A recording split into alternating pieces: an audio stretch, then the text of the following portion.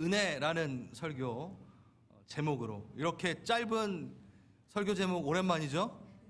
더 붙일 게 없었습니다. 그냥 은혜. 자, 우리가 지금 에베소서를 여행하고 있어요. 1장 3절부터 14절까지 한 문장으로 되어 있던 찬양. 그러니까 절은 나눠져 있지만 헬라어로 보면은 뭐라 그랬죠? 한 문장으로 되어 있다 그랬어요. 끊이지 않는 구원하심에 대한 감격에 쉼없이 찬양하는 바울의 목소리가 들리는 12개의 구절로 구성되어 있지만 한 문장으로 찬양해버리는, 태초부터 구원을 계획하신 하나님, 그리고 속량하신 우리 예수 그리스도의 십자가의 사랑, 그리고 보증하시고 인치시는 성령님, 모든 삼위일체 하나님의 기막힌 관여하심이 우리를 구원으로 이끌었다라고 우리 14절까지 봤어요. 그리고 꽤 긴 시간을 통하여 15절에서 23절까지 뭘 배웠죠? 우리가 바울의 기도, 한 문장의 기도를 또 우린 배웠습니다. 9개의 구절이지만 헬라어로 본다면 그게 한 문장이에요. 또 개관을 제가 제외하고 10번의 주일 설교를 통해서 지금 겨우 한 장, 1장을 끝낸 거예요. 자, 이제 2장 나갑니다. 2장 1절에서 10절까지도 10개의 구절로 되어 있지만 한 문장으로 되어 있는 글입니다. 은혜에 대한 감격에 의해 서술하는 바울의 고백. 왜 이렇게 글을 썼는가는 이게 뒤에 이제 드러나게 돼요. 기가 막힙니다, 여러분. 은혜, 나 많이 알아, 이렇게 생각하지 마시고 주님 성령께 귀를 기울이고 오늘 좀 그 은혜의 감격의 서술에 내가 포함되어 있는가 좀 봤으면 좋겠어요. 바울은 은혜에 대해 말하기 전에 영적 진단을 먼저 합니다. 우리는 영적 진단이 필요해요. 왜냐하면 칠흑같이 어두운 광에 들어가 흙투성이가 된 광부들이 서로의 얼굴을 보며 누가 더 깨끗하다 따지듯이 우리는 다른 사람과 비교하여 자신이 조금이라도 더 깨끗하다고 자랑하는, 그래서 안심하라는 경향이 있죠. 이런 경향 때문에 우리는 영적인 진단이 철저하게 필요합니다. 우리가 어떠했는지, 어떤 존재였는지에 대한 1절부터 3절까지의 그 영적 진단이 나오는데, 자, 영적 진단에 대한 반응에 대해 먼저 좀 얘기를 할게요. 하나의 예입니다. 이런 영적 진단을 받은 사람의 3가지 유형. 3명의 환자가 정밀 검사 후에 똑같이 간질환 판명을 의사에게 받았어요. 꼭 저 같아요. 저 간질환 있죠? 의사가 그 3명의 똑같은 간질환이에요. 그 환자들을 각각 이렇게 만났습니다. 그때 면담하는 내용입니다. 환자분은 30년간 음주를 심하게 하셔서 감질환이 있습니다. 저 아니에요. 저는 아니고 1년 안에 당신은 사망할 수 있습니다. 그런데 수술을 받으면 살 가망이 있습니다. 이렇게 얘기를 했어요. 첫 번째, 아니 무슨 이렇게 충격적인 말을 아무렇지도 않게 나에게 하는 겁니까? 난 격려받으러 왔는데 정말 불쾌하군요 하고 방을 뛰쳐나가는 환자가 한 명 있었고, 무슨 얘기인지 아시겠죠? 또 한 명은 나는 한 번도 간에 불편함을 느낀 적이 없는데 무슨 소리 하는 거예요? 내가 얼마나 건강한데요? 최악의 의사구만. 난 딴 데 가볼래요. 이렇게. 세 번째, 정말 충격적입니다. 진실을 알려주셔서 감사합니다. 수술을 한다면 살 수 있다니 참 좋은 소식이네요. 전 그 수술에 대해 관해 너무나 알고 싶습니다. 이게 영적 진단을 받은 자의 3가지 유형이라는 거죠. 여러분은 3번째 유형에 속하였기 때문에 지금 여기 앉아 계신 거 맞죠? 맞아요. 영적 진단의 예시를 통해 제가 이 말을 시작하기 전에 주의할 사항이 하나 있습니다. 지금 의사는 이 사람들에게 당신은 정말 나쁜 사람이에요 라고 말을 하는 게 목적이 아니에요. 당신은 죽어 마땅한 사람입니다 라고 말하는 게 목적이 아니에요. 의사가. 그렇죠? 뭐가 목적이죠? 네, 치료가 목적이죠. 다만 당신이 지금 나쁜 사람이 아니에요. 하지만 말하고 싶은 거는 뭐냐면 인간의 현재, 당신의 현재 상태가 정말 절망적이라는 것을 얘기하는 겁니다. 그가 나쁘다라는 게 아니라 절망의 상태. 조치가 없다면 죽게 된다라는 것을 알리는, 조치가 없다면 소망이 없다라는 것을 알리는 의무로 의사가 말한 거죠. 제가 이걸 왜 얘기하냐? 우리는 복음을 전할 때, 은혜를 얘기할 때 이 부분에 있어서 실수할 때가 많아요. 죄인, 당신은 죄인이십니다. 우리는 복음을 전할 때 그 얘기를 먼저 해야 되냐? 그렇죠? 제가 대학 때 되게 친한 친구가 한 명 있었는데 저보다 되게 착한 친구예요. 근데 예수 그리스도는 믿진 않아요. 항상 그 친구는 저를 이거 말하면 안 되겠다. 아무튼 되게 착한 친구예요. 심성이 너무 착하고. 예. 근데 복음을 전해야 돼요. 그래서 제가 그 친구한테 너는 죄인이야 라고 얘기했을 때 뭐라고? 너무 놀래하는 거예요. 나보다 충분히 착한 삶을 살았다라는 걸 본인도 알고 있고 나도 알고 있는데 내가 그에게 죄인이라고 말하는 것 자체가 되게 어색하더라고요. 넌 죄인이야. 나는 살인을 하지도 않고 도적질을 하지도 않았어. 그래서 너네가 말하는 그 죄인이 도대체 뭐길래? 그래서 저는 그때 어떠한 거룩한 사명을 갖게 되냐면 그 착한 아이에게 어떻게 해서든 잘못된 죄를 찾아내서 밝혀야 되는 사명을 갖게 돼버리는 거예요. 아주 위험한 사명이죠. 우린 보통 이렇게 그가 죄인이라는 것을 증명하려고 하고 있는데 이게 잘못된 영적 진단이라는 거예요. 제대로 된 영적 진단을 지금 바울이 가르쳐 줍니다. 너는 나쁜 놈이야 라는 걸 말하는 게 아니라 너는 절망의 상태고 소망이 없어가 주라는 거죠. 이게 뭐가 틀린가? 한번 보시길 바랍니다. 무엇을 우리가 복음을 전할 때 얘기해야 될지 이제 쭉 복음에 대한 부분이 나올 텐데 1절 그는 허물과 죄로 죽었던 너희를 살리셨도다. 우리가 가끔 그 기도를 할 때, 그리고 저희 교회는 아니지만 이렇게 대표 기도를 하실 때 죽을 수밖에 없었던 우리를 살리시고 이렇게 기도하시는 분들을 많이 볼 거예요. 근데 이건요 조금 뉘앙스가 아직 죽지 않은 듯한 느낌이 있어요. 죽을 수밖에 없었던 우리를 살리시고, 아니요, 여기 뭐냐면 죽었던, 그냥 이미 죽은 완전한 절망, 어떤 소망도 발견할 수 없는 그 상태. 이게 뭐냐면 선악과를 따먹었을 때 하나님께서 그 전에 뭐라 그러죠? 내가 그것을 먹는 날에는 정령 죽으리라. 근데 그 금지된 실과를 따먹죠. 영적인 죽음입니다. 하나님과의 관계가 끊어진, 그러니까 육체의 죽음을 얘기하는 게 아니에요 지금. 그리고 영원한 사망을 얘기하는 거예요. 심판에 대한 언급이 아니에요. 지금 뭐냐면 하나님과 최초로 끊어진 영적인 죽음에 대한 이야기를 바울은 시작합니다. 그러니까 시체가 허기를 느끼나요? 못 느끼죠? 시체가 움직이나요? 못 움직이죠? 그 영적 진단을 한 거예요. 그러니까 영으로 죽어 있으니까 너는 어떻게 해서 일어날 방법이 없다. 영적으로. 그 존재다. 그리고 2절, 저는 오늘 한 절 한 절 쭉 볼 거예요. 그때 너희는 그 가운데서 행하여 이 세상 풍조를 따르고, 여기서 너희는 그 가운데서 행하여 라는 이 단어가 헬라어로 페리파타오라는 단어입니다. 이게 아주 중요해요. 이 단어는요, 시장에서 내가 원하는 물건을 찾아서 이곳저곳 헤매는 모습을 말해요. 언제? 구할 때까지. 그 목적을 취할 때까지. 그리고 또 하나, 요즘 요게 더 어떻게 보면 좀 잘 이해가 될 거라고 생각을 하고, 여러분 단체 사진을 찍었어요, 저희 교회에서.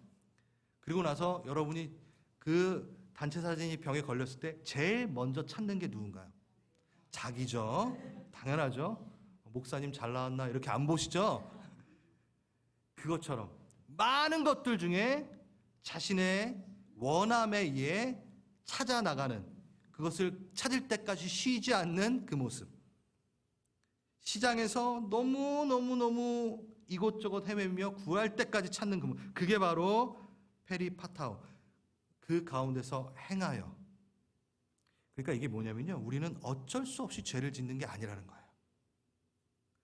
무엇보다 사단이 시켜서 죄를 짓는 것도 아니에요.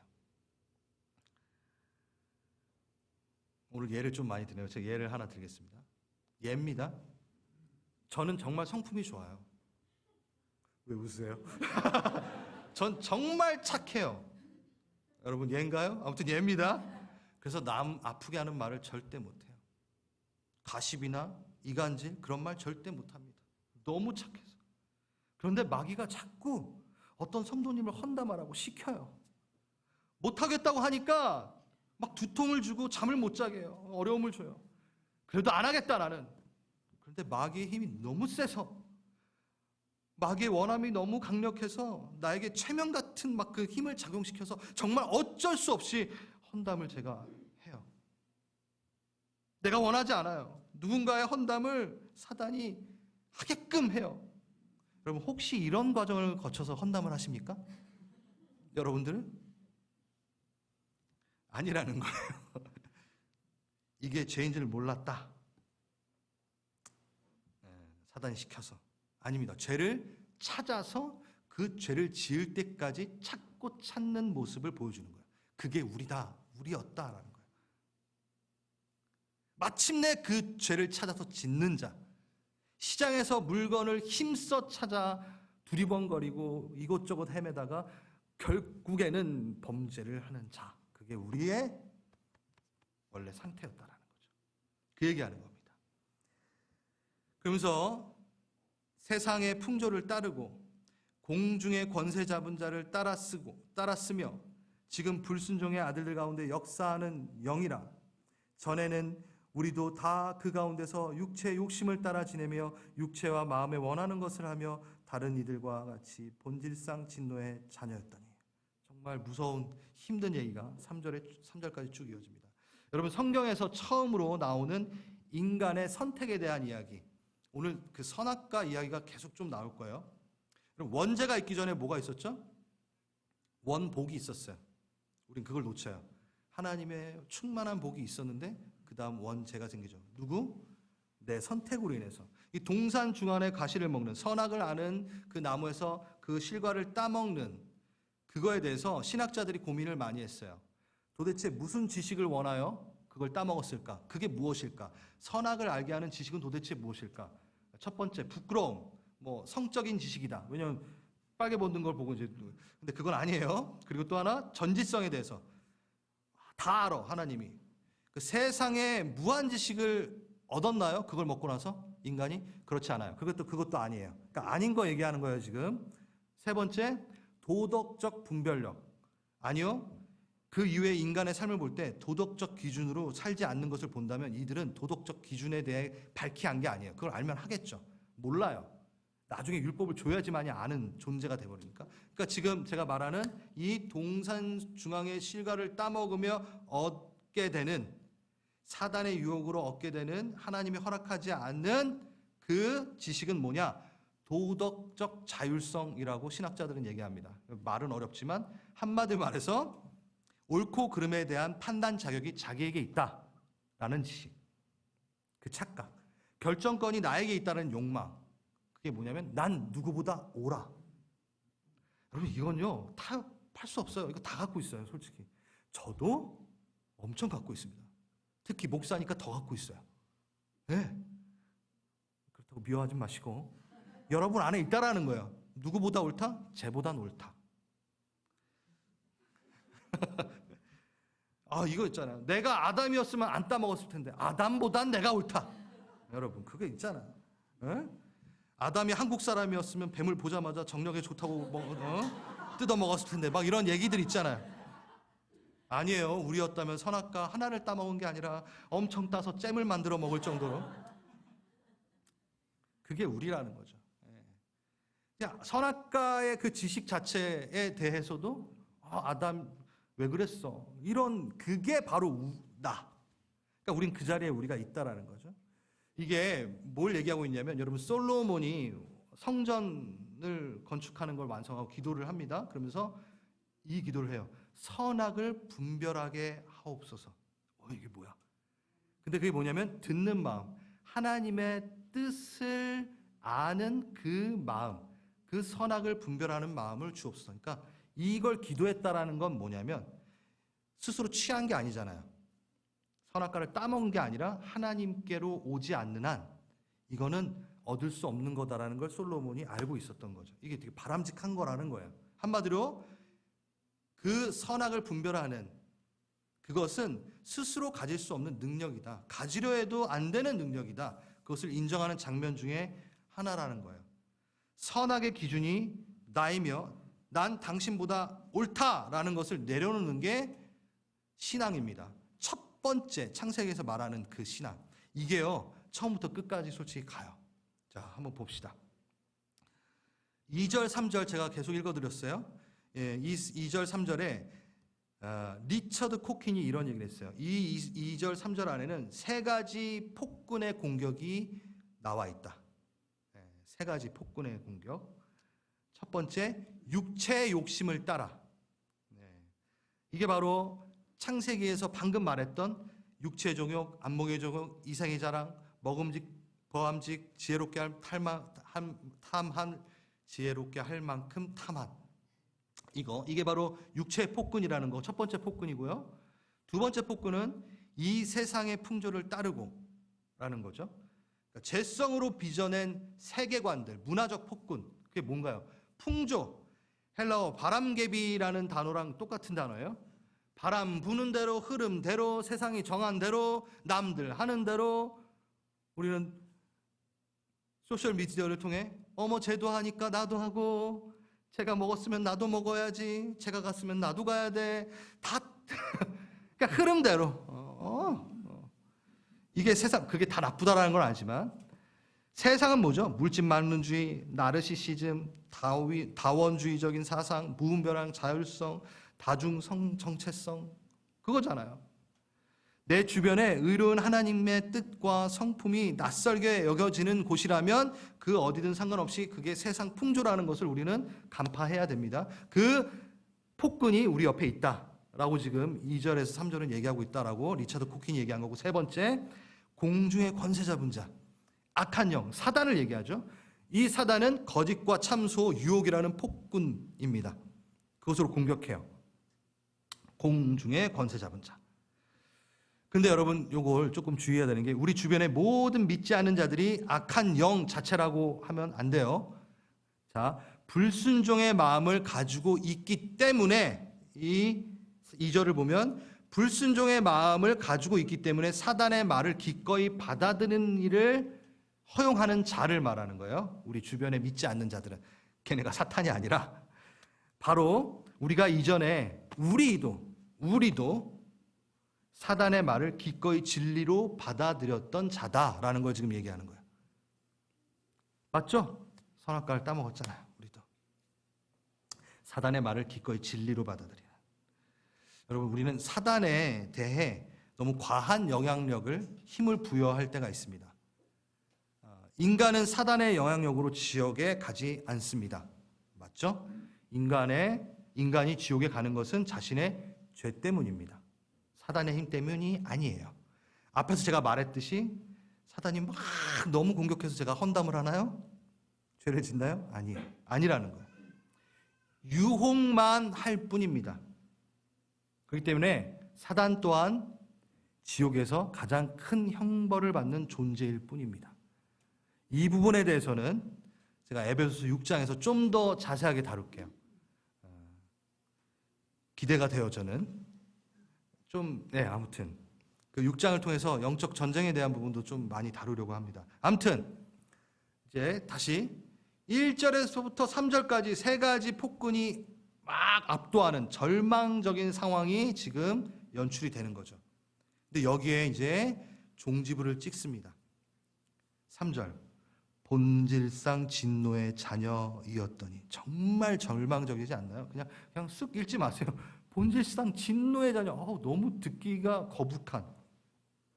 이건 마치 자녀가 기업을 물려받는 그 장면인데, 악의 기업 안에서 그 진노를 물려받는, 하나님의 진노요, 공의에 대한 진노를, 그 악의 기업 안에 속해서 진노를 물려받는 자리에 있다라는 무서운 거죠. 이 절망이 쭉 이어지는데 제가 앞에서 왜 그 얘기를 했냐면 헬라어 원어로 보면 1장 1절부터 10절까지 한 문장이라고 얘기했죠. 지금 3절까지 주어랑 동사가 나오지 않아요. 바울이 이 글에 대해서 정말 생동감 있게 절망감을 주고 싶었는지 보세요. 3절, 1절부터 3절까지 주어가 없고 동사가 없이 형용사, 부사, 전치사들로 이 글을 진행을 쭉 합니다. 1절에 그는 살리셨도다 이렇게 한국말로 있는데 이거 헬라어 원문에는 없어요. 그러니까 주어가 그리고 동사가 아예 없어요. 그게 3절까지 어떻게 절망적인 그 상황에 대해서 막 얘기를 하는 겁니다. 쭉 읽다 보면은 뭐가 불완전함을 느끼는 거죠. 문장을 읽으면 읽을수록 완전하지 않다. 불완전하다. 주어가 동사가 없으니 불안한 글이 진행이 되는 거예요.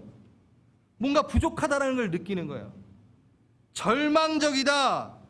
완전하고 싶으나 완전할 수 없는 너희, 그걸 표현하기 위해서 바울이 주어와 동사를 빼놓고 절망적인 것들을 쫙 우리의 현실이 그래를 쭉 얘기하는 거예요. 마치 뭐가 없을 때?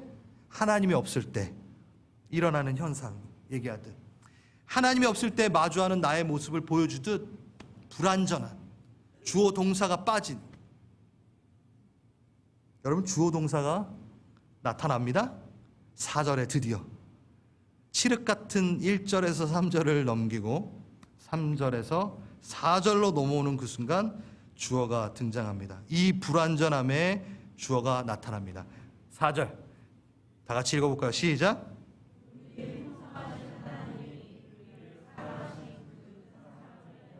아멘. 주어가 등장하십니다. 그 칠흑과 같은 어둠 속에 이제 주어가 등장합니다. 그리고 동사가 나타납니다. 우리를 사랑하시는 아가파오 들어보셨어요? 아가보, 히브리서 아가보에서 나오는 건데 생명을 주시는 그 사람. 이제 한순간 이 불완전함이 완전함으로 변화되는 일이 생겨버립니다.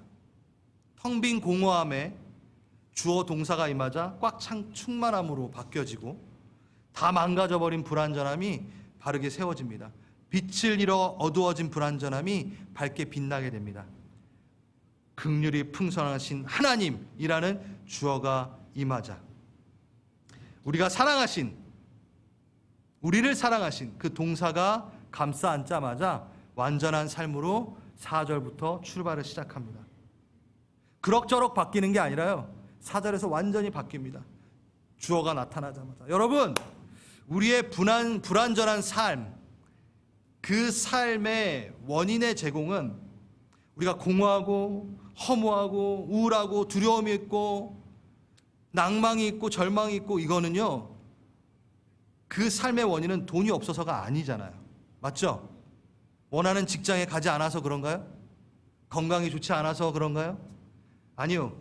성경은 그 이유 때문이 아니고 주어가 없기 때문에 이 일이 발생했어를 얘기하고 있는 거예요.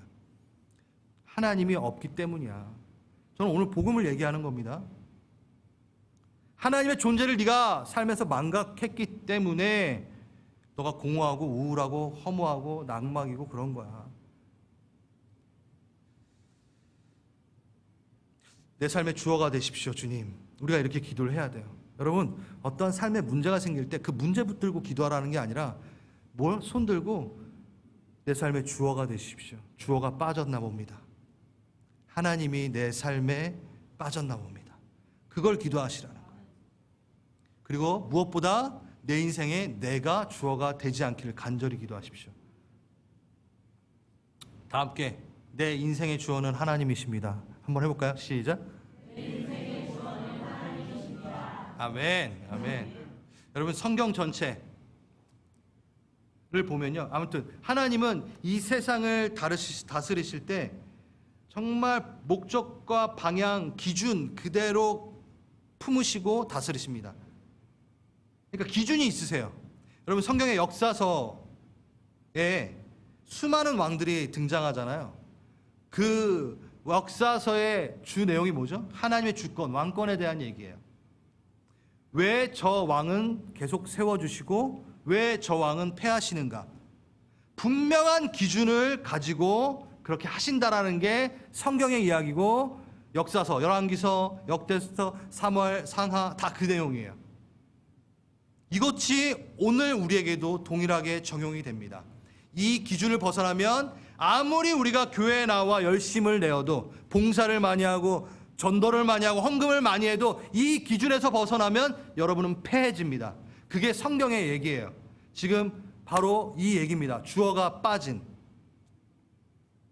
역사서에서 가장 유명한 왕 사울과 다윗 얘기만 보더라도 그래요. 하나님이 자신의 왕권을 사울에게 위임하십니다. 청지기로 세운 거예요. 그런데 시간이 지날수록 자신이 최종 왕처럼 행동합니다. 그게 사울이에요. 하나님은 사울을 대신하여 다윗을 이제 세우십니다. 그런데 이때 사울의 이상한 행동이 시작됩니다. 그 결정을 누가 거부를 하냐면 사울이 거부합니다. 이상한 거예요. 당신이 뭔데 다윗을 세우십니까?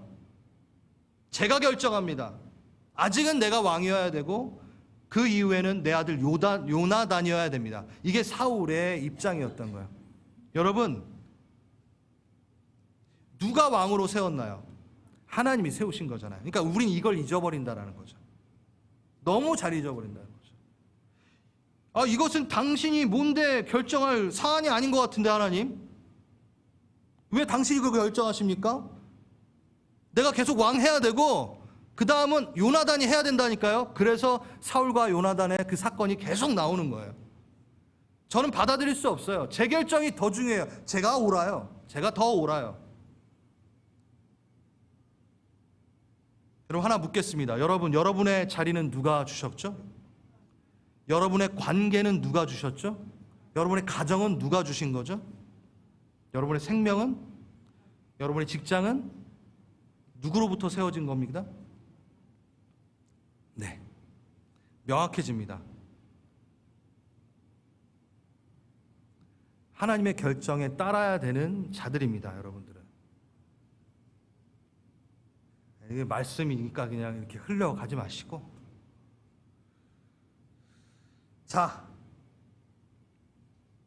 4절 우리 방금 읽었고, 5절, 6절 네, 허물로 죽은 우리를 그리스도와 함께 살리셨고 너희는 은혜로 구원을 받은 것이라.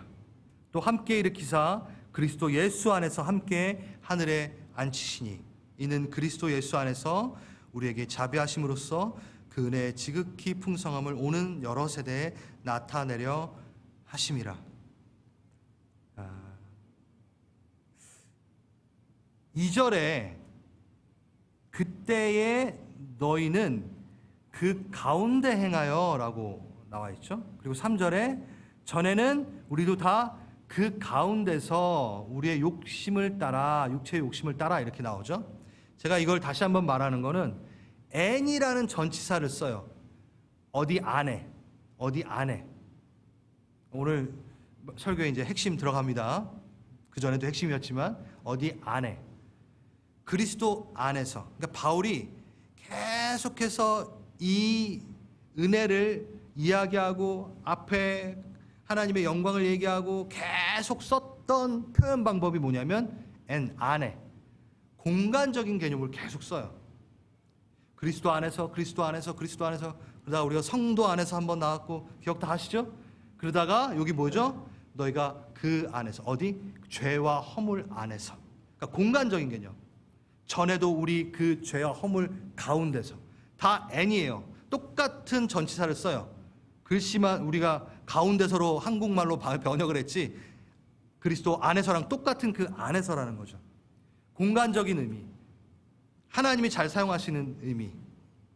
다시 우리가 어디에 있는가가 너무 중요하다는 거죠. 우리에 대한 설명, 내 실존, 존재에 대한 설명은 내가 어디 있는가에 대한 부분입니다. 선악과, 오늘 많이 나온다였죠. 그 동산으로 다시 가봅시다. 동산 중앙의 그 선악과 사건, 하나님께서 그 선악과를 따먹었을 때 아담에게 최초로 먼저 찾아오셔서, 먼저 찾아오세요. 아담이 찾아오지 않아요. 먼저 찾아가셔서 뭐라고 물어보시죠? 아담아, 내가 어디 있느냐? 공간적인 개념을 얘기해요. 하나님은 우리의 구원을 장소로 설명하고 계십니다. 이건요, 창세기부터 계시록까지 똑같아요. 우리는 에덴에서 쫓겨나고 다시 에덴으로 회복됩니다. 그게 계시록 장면입니다. 그 계시록에 생명나무, 그러니까 동상 중앙에 생명나무를 누리는 우리의 모습으로 계시록이 끝나요. 그러니까 공간에서 공간을 얘기하는 거예요. 지금 너 어디 있느냐에 대한 거죠. 그 공간이, 그 장소가 나를 설명한다라는 겁니다. 여러분은 어디에 계십니까? 그리스도 안에. 아멘? 이 영적인 공간인 거죠. 근데 저는 조금 이거를 문자 그대로 본다면 또 어떨까? 여러분 어디 계신가요? 지금 교회에 계세요? 맞아요? 여러분 어디에 계십니까? 여러분의 공간이 여러분을 말해준다는 거예요. 여러분이 일주일에 한 번씩 클럽에 가십니까? 안 가시죠? 그러니까 여러분을 말해주는 거예요. 여러분 일주일에 한 번씩 술집에 가서 거하게 취하십니까? 안 가시죠? 그게 여러분을 말해주는 거예요. 그러니까 공간은 자기를 말해줘요. 여러분 그 공간을 사수하십시오. 자, 제가 이 얘기를 왜 꺼냈을까요? 여러분의 공간을 사수하십시오. 예전에 제가 아는 목회자 한 분이 뉴저지에 있는 교회에서 사역하시는 분이 뉴스 그룹을 데리고 복음을 좀 전하고 싶어서 선교 기간을 만들어서 맨하튼으로 할렘가, 맨하튼이 아니라 그 할렘가로 복음을 전하러 가겠다고 이제 부모님들한테 연락을 한 거예요. 그 부모님들이 다 왜 이렇게 위험한 데로 가냐고 막 이렇게 연락이 왔대요. 그래서 그 전도사님이 패기가 있을 때잖아요. 전도사님들은 언제나 한 명 한 명씩 그 부모님에게 전화를 해가지고 부모님 지금 그 아이의 이름을 대면서 그 필석이가 지금 제일 위험한 공간 안에 갇혀 있습니다. 뭐라고요? 바로 필석이의 방입니다. 어머님 지금 끄덕이네요.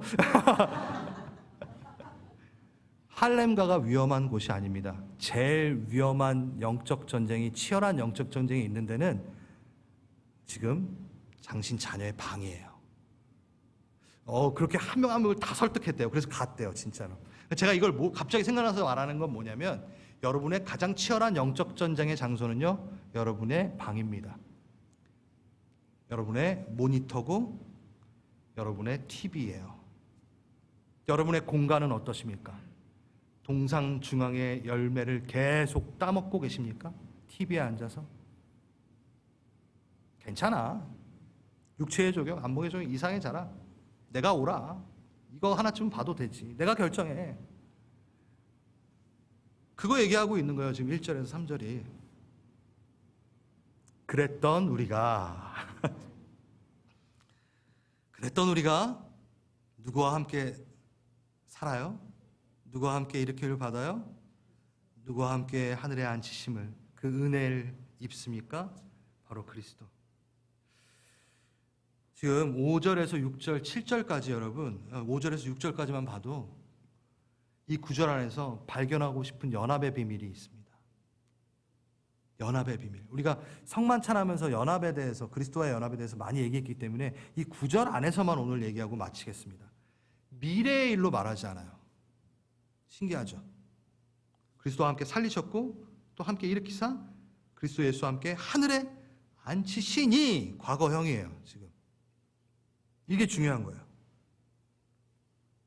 지금 현재 우리가 사용하고 있는 그 은혜의 보좌 옆에 앉아있는 우리의 그 은혜, 그거는 나중에 누릴 은혜가 아니라는 거예요. 지금 우리가 누려야 되고 누릴 수 있는 은혜라는 건데, 지금 우리가 사용하는 은혜의 뜻은, 그걸 한번 점검을 해봅시다. 제가 1장 1절에서 2절 할 때 조금 나눴던 건데 거기에 좀 애드해서 나누는 겁니다. 여러분 대체로 우리가 은혜 받았다 표현할 때 어떻게 표현하죠? 어쩔 때 사용하죠? 오늘 참 은혜로웠어. 말씀이 은혜로웠어. 찬양이 은혜로웠어. 그러니까 내 마음이 흡족할 때, 보통 하나님보다 내 마음이 흡족할 때, 내게 뭔가 맞게끔 영적인 요소들이 제공됐을 때, 교회가 그것을 제공했을 때 은혜로웠어요 라고 얘기하죠.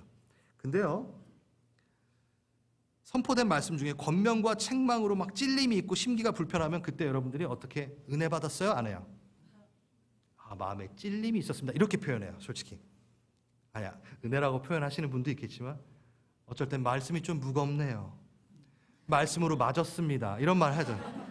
저번 주 수요일 날 제가 말씀으로 막 때렸더니만 말씀으로 맞았어요. 막 이렇게. 좋은 표현이에요. 근데 보통 은혜라고 안 쓰죠. 그게 왜 그러냐면 내 마음에 흡족한 어떤 감정의 상태를 은혜라고 착각하고 있기 때문이에요. 만약에 내 마음의 위로와 흡족함이 은혜라면 맛있는 거 먹을 때도 은혜로다 막 드라마를 보면서 막 은혜롭다 막 그래야 되잖아요. 내 마음에 흡족이 있으니까.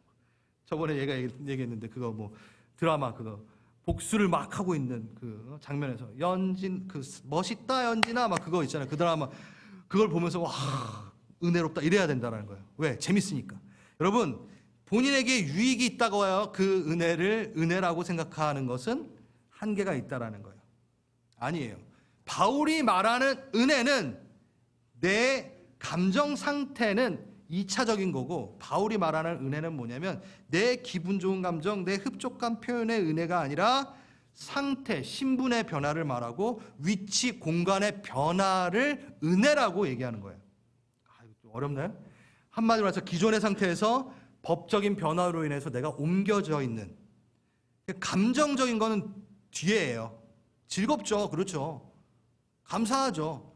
기분 좋죠. 근데 우리는 이걸로 확인하려고 하는 게 아니라 이걸로 확인해야 된다는 거죠. 내 신분의 변화, 상태의 변화, 내 공간의 변화, 내가 지금 어디 있는가를 확인할 때 내가 은혜 안에 거하는구나, 은혜롭구나 라고 얘기할 수 있다는 거예요. 그게 바로 바울이 지금 얘기하고 있는 은혜입니다. 너희가 지금 누리고 있는 은혜. 바클레이라는 분이 쓴 책에 나와 있습니다. 값싼 은혜의 기원을 아는가? 베풀어 주신 은혜의 보답을 전혀 하지 않아도 되는, 갚지 않아도 되는 은혜. 이것은 근대 이후 서구 기독교에서 새롭게 만들어진 개념이다. 신약 성경에는 그 은혜를 말하고 있지 않다. 갚을 수 없는 은혜, 갚지 않아도 되는 은혜가 아니다. 초기 기독교에는 이렇게 은혜를 값싸게 취급하지 않았다는 거예요. 이게 목사님 무슨 얘기하는 거예요? 막 이럴 수 있는데 바울의 서신서를 잘 읽어보면 이 질문 하나만 해도 이해가 된다. 하나님의 은혜를 받은 자는 그리스도인답게 살아야 됩니까? 아멘. 아니면 하나님의 은혜를 받은 자가 아무 변화 없이 아무렇게나 살아도 됩니까? No. 자, 지금 제가 무슨 얘기를 하냐면 갚을 수 없는 은혜라고 항상 얘기하지만 갚을 수 없어요. 맞아요. 하지만 반응하지 않아도 되는 은혜는 아니라는 거예요. 그게 값싼 은혜로 만드는 건 반응을 안 하는. 반응을 해야 됩니다. 은혜에 대해서는 우리가 보답을 해요. 그게 어떻게? 반응. 어떤 반응? 은혜 안에 있는 자는 1장 1절에서 항상 바울이 인사할 때마다 뭐가 붙어 있었다 그랬죠? 평강이 붙어 있었다 그랬죠. 은혜는 어떻게 반응하고 보답해야 되냐? 어디? 내가 평강 안에 예수 그리스도 안에 함께 거함으로 갚아내는 거예요. 반응하는 거예요. 다시 여러분이 은혜를 갚는 것은 어떤 행위를 말하는 게 아니라 내가 예수라는 공간 안에 거하고 있는가. 그게 바로 은혜에 대한 반응입니다. 여러분의 공간에 대한, 여러분의 신분에 대한 법적인 상태, 내가 지금 아직도 옥에 갇혀 있는가? 아니면 내가 주 안에서 자유로운가? 그게 바로 지금 계속 얘기하고 있는 함께. 너가 그 은혜를 받았는데 너가 지금 누릴 수 있는 그 은혜를 누리고 은혜가 진짜 은혜라면 너는 예수와 함께 있다. 바울이 얘기하고 싶은 은혜의 방편에 말하는 겁니다. 은혜의 반응을 말하는 겁니다. 미래일로 말하지 않았다 그랬잖아요. 그러니까 우리의 삶의 문제는 정리하겠습니다. 우리의 삶의 어떠한 문제는 은혜가 없어서가 아니라 그리스도와 함께를 놓치기 때문에 일어나는 일들이에요. 여러분, 은혜는 이미 시작됐어요. 이미 건넜어요. 이미 법적인 것으로 완벽해요. 이미 공간 안에 있어요. 그런데 누구와 함께 있지 않아요? 예수와 함께 있지 않는 게 문제인 거죠. 제가 수요예배 때 잠깐 얘기했는데, 이렇게 유튜브를 이렇게 가끔 보면은 제가 이제 강의 이런 거는 좀 이렇게 클립을 보잖아요. 그럼 심리학자들, 상담가들이 이렇게 나와서 위로해 주는 말들이 나와요. 너무 좋아요. 해결책을 제시해줘요. 막 거짓되게 살지 말고, 법정 스님 나온 그것 봐도 제가 뭐라고 떠드시나 이렇게 보려고 했어요. 아니에요. 저도 존중하는 법정 스님, 저번 주 기억나세요? 거짓말하지 말고 착하게 살고 배려하고 용서하고 다 좋은 말. 법정 스님의 법문집과 내 설교모는 무엇가 다르지? 네. 제가 답답함을 느꼈는데 다 맞는 말인데 오늘의 교회에서 이 내용들 많이 말하는데 무조건 이들의 이 유튜브에 나오는 그분들의 메시지와 이 교회에서의 메시지가 무조건 극명하게 다른 것 하나, 누구죠? 예수 그리스도. 이게 말씀 준비하면서 너무 당연한데 우리 성도님들 새로운 거 막 듣고 싶어서 그러지 않을까? 저의 그 알량함을 하나님이 치세요. 예수 그리스도밖에 없어. 뭐 또 다른 어떤 대책을 얘기해 줄까? 그럼 유튜브 봐. 예수밖에 없다니까, 승우야. 너네가 그걸 너무 놓쳐. 상담하면 나을 것 같고 위로받으면 나을 것 같아. 명상하면 나을 것 같아. 심리치료하면 나아진대. 제가 그걸 다 무시하는 거 아니에요. 지금 여기 상담가가 있고 심리치료 다 있잖아요. 제가 그걸 완전히 싸그리 아니야 이게 아니에요. 도움을 받을 수 있죠. 근데 예수 없으면 아무것도 아닙니다. 예수와 함께 있지 않으면 아무것도 아닙니다. 우리의 삶의 문제는 은혜가 없어서가 아니에요. 위로와 격려가 없어서가 아니에요. 예수와 함께 있지 않기 때문에 일어나는 일들입니다. 복음의 본질은 인간의 개선 작업을 일으키는 게 아닙니다. 그건 차후의 일이고 예수와 연합됐는가를 얘기하는 게 복음이에요. 여러분, 예수님을 한번 초청하십시오. 다시 한번. 이 시간에 그 1절부터 3절까지 그 절망 가운데서 나를 살려내신 그 예수를 다시 한번 초청하십시오.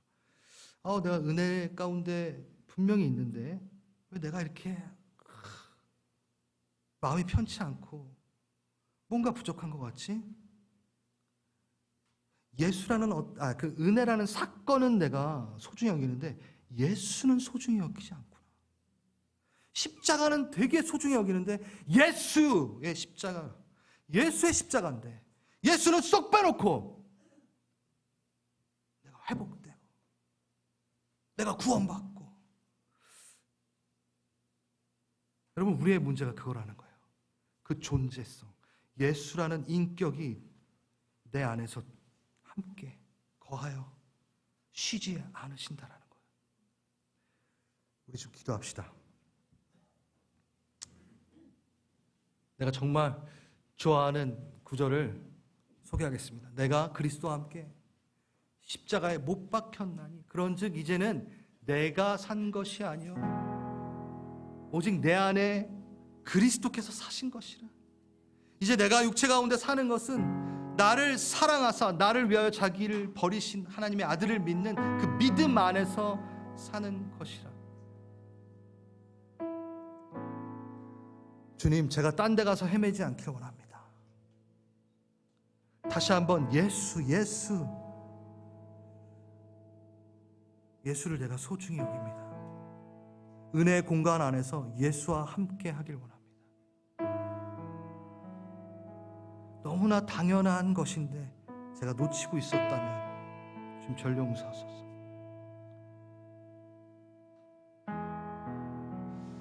좀 솔직하게 예수 이름 부르며 내 안에 오소서, 나와 함께 하소서 기도하겠습니다.